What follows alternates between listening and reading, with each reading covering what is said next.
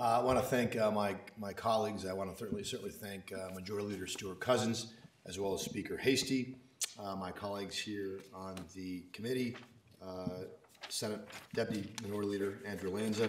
Not surprisingly, the Senate minority has a different view of the budget proposals that have been put forward, be they by the governor, the Assembly, which I will leave to my colleague Assembly Leader Barkley speak about.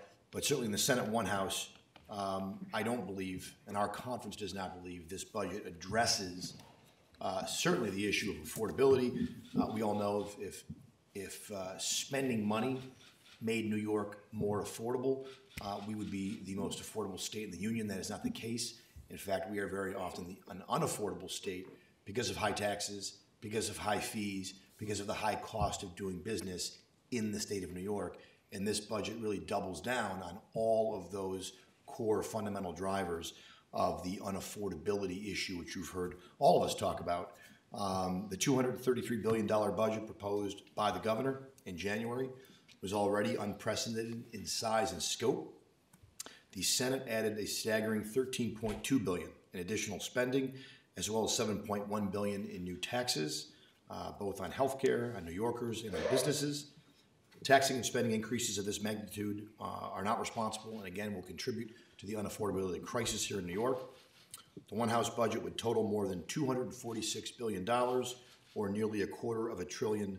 The lack of affordability in the Empire State, of course, has driven many people to leave New York in search of other opportunities elsewhere in the country. This resolution, instead of cutting spending to make life more affordable, again, is imposing $7.1 billion in new taxes on New Yorkers. This includes $1 billion in higher income taxes, $2 billion in higher business taxes, and $4 billion in new taxes on healthcare plans. The One House resolution rejects the governor's proposal to crack down on retail theft across the state, which sends a loud and clear message to criminals everywhere that New York is a great place to shoplift with little or no consequence. The One House Senate budget also clears the way for even more prison closures, a step that will further undermine public safety, harm regional economies, and place New York's corrections officers at greater risk. At the same time, their plan does offer $1.6 million in transportation funding so that more people can travel to visit their family members who are in prisons across New York at, of course, taxpayer expense. The governor has proposed a staggering $2.4 billion, $4.2 billion over 2 years to address the migrant crisis. The legislature continues to spend even more money on this issue while doing nothing to stem the flow of migrants coming to New York State. Our conference has been clear on this issue. Our state shouldn't be spending any more money on this issue until we bring an end to the misguided sanctuary policies that have created this crisis and exacerbated it. There are a host of misguided priorities, which I won't get into all of them here. But certainly the housing crisis, instead of promoting new housing construction across the state, the Senate's One House budget includes a controversial good cause eviction proposal that will only help deepen the housing crisis.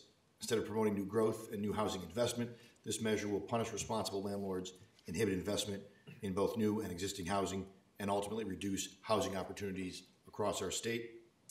Failed energy policies, with New Yorkers already facing skyrocketing energy costs. The Senate's One House budget continues a radical, misguided, and unrealistic approach to energy, specifically proposing to eliminate incentives that currently help homeowners and builders hook up to new gas lines, a step that will damage our economy and dramatically increase construction and home ownership across New York, which is something we should be doing the opposite for. In conclusion, there are obviously some good things in a $246 billion budget. It's nearly impossible not to have some bright spots. I was very happy, as our conference was, to see the restoration of funding or foundation aid cuts that would have hurt our schools, particularly rural and suburban districts. There were also some additions to the Dwyer program, which our conference has supported. And I want to thank certainly the majority, as well as Senator Jessica Scarcella-Stanton, for continuing to support the Dwyer program. But overall, this budget is a bad budget, and I would argue a fiscally unsustainable one for New Yorkers.